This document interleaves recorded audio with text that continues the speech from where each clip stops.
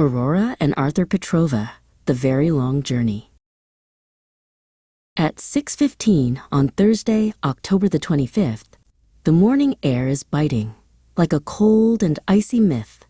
At 33 Falmouth Road, Springfield, the lights begin to glow. The exemplary Petrovas are ready for the show. The sibilant silver frost shimmers on the glass as the heavy lightness of the dawn begins to pass. Petar and Marija are bundled for the chill, as the world remains quite silent, remarkably and still. Aurora is 12, with long hair flowing down, the most stylish young lady in the whole of the town. Pink hair clips are fastened in a neat, tidy line. Behind her pink glasses, her bright eyes do shine. Arthur is 10, with his hair cut quite short.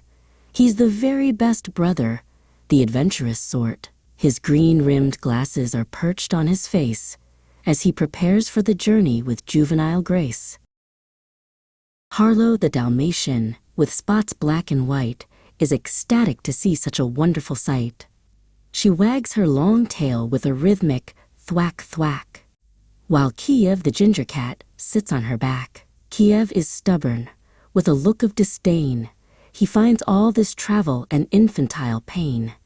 He stares at the luggage with a villainous glare, while Harlow barks loudly to clear the cold air. The black BMW 3 Series sits on the drive, as the sleepy Springfield streets start to come alive. "Zdrasty," says Petar, his Bulgarian is clear. "The time for our outing is finally here." The engine's rhythmic heart starts to thrum and to beat, a metallic pulse on the cold, tarmac street. They load up the boot with a heavy thud-thud, being careful to step round the autumn day mud. Inside the car, it is cozy and warm, a safe little haven away from the storm. Aurora is tapping on her iPad's bright screen, albeit a tiny, thin crack can be seen. "I'm sorry," says Arthur. "It happened so fast." When he accidentally tripped and the tablet was cast. Marija just smiles through her orange-rimmed frames as the children start playing their digital games. They reach Raphael Park as the sun starts to rise, painting pink, golden ribbons across the gray skies. Maria Olumide is there with her son. "Eku Aro," she calls, "let's have some fun." Young Bambo is talkative, bright, and so sweet. He's bouncing around on his energetic feet. The Yoruba greeting is warm as a flame, as he calls out each friend by their very own name. Jennifer stands by the big white coach door, looking even more radiant than ever before. Her red wig is glowing like fire in the sun. "Bonjour tout le monde!" The day has begun.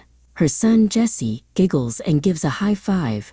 He's elate just to know that the bus has arrived. The French words are smooth, like a sweet, sugary treat, as the hovering MENCAP group starts to all meet.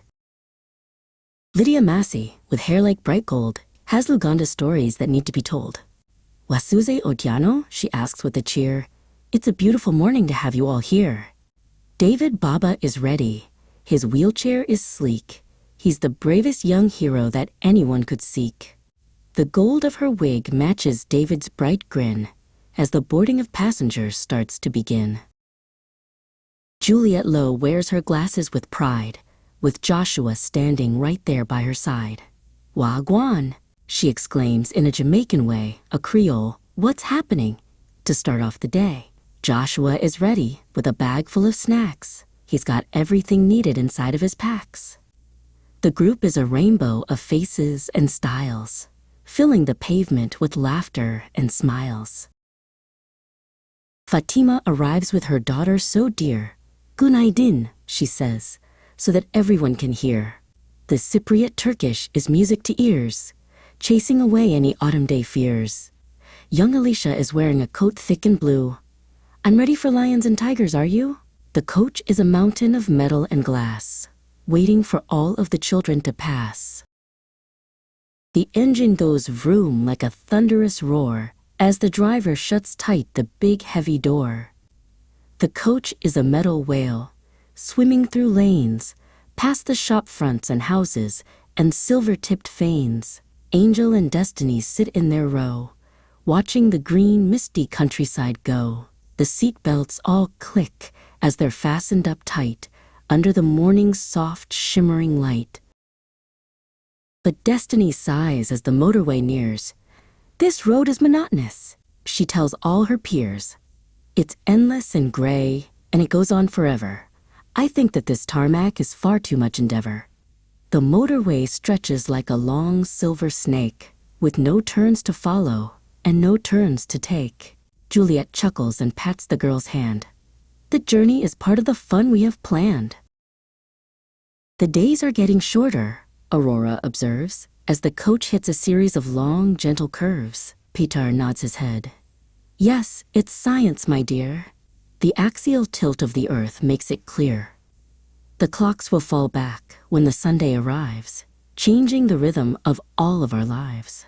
The darkness exacerbates winter's cold bite, giving us more of the deep, cozy night."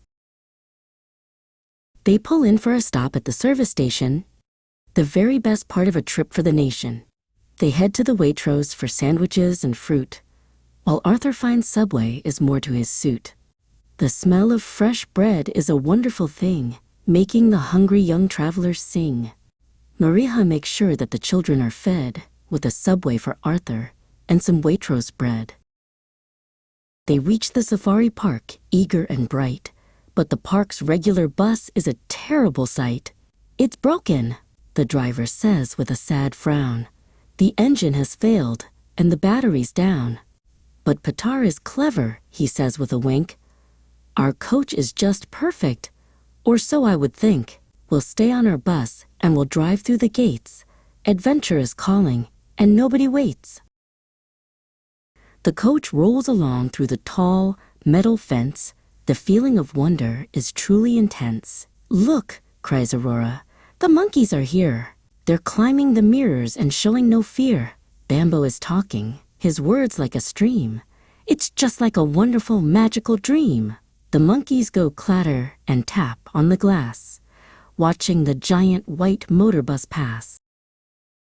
"There's a lion," cries Arthur, his eyes growing wide, as the king of the jungle walks right by the side.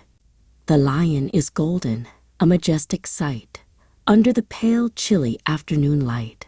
Jennifer laughs as the big cat goes by. "Il est très grand," she says with a sigh. The children are silent, in awe of the beast, as they watch the great lion begin on his feast. Giraffes reach their necks to the top of the trees, their long purple tongues swaying soft in the breeze. Lydia points to a zebra so striped. "Look how its pattern is perfectly typed." Maria is smiling.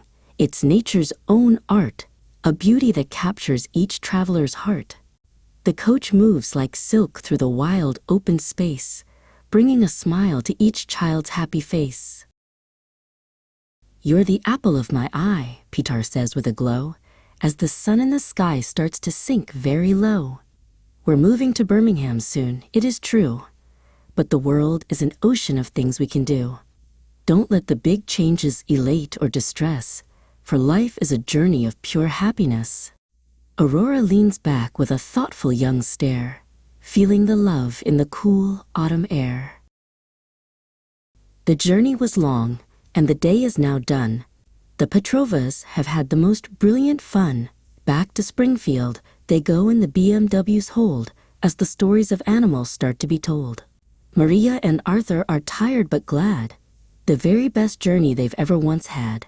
The clock's ticking heart marks the end of the day, as the stars start to twinkle in Springfield's dark gray.